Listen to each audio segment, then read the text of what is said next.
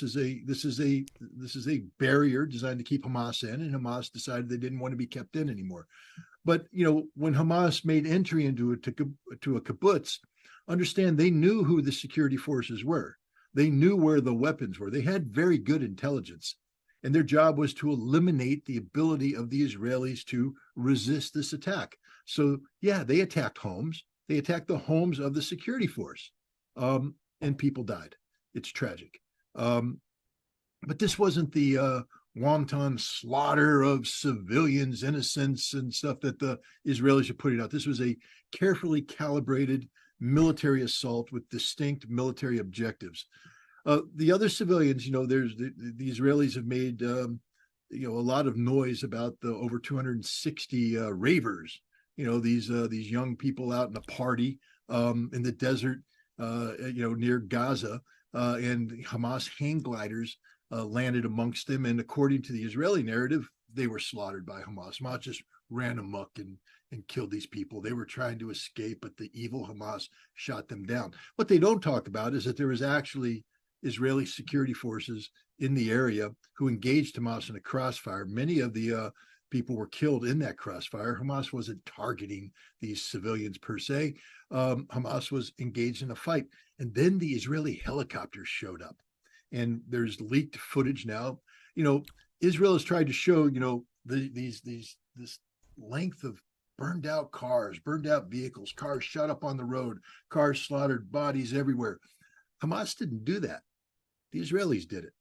The Israelis came in with their helicopters. The pilots themselves admit they had no way of discriminating between targets. If it moved, it died. So the pilots killed the vast majority of these Israelis.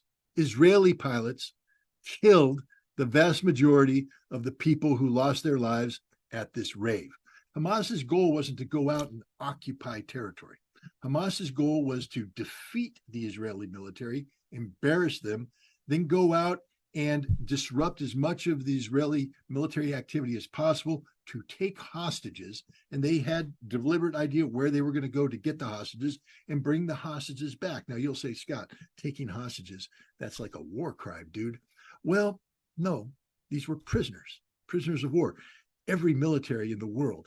What the Hamas was doing was taking these people, not necessarily for the intelligence collection benefit, but because Israel has thousands of Palestinians in prison.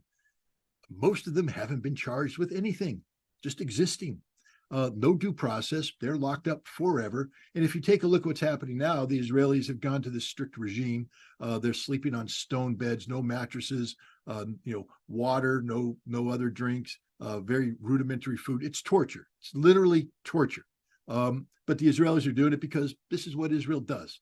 Sad to say, but this is what they do. They had taken hostages, but they weren't very good at it. They had the hostages. They didn't have an evacuation plan. They got trapped. Here comes the Israeli Defense Force.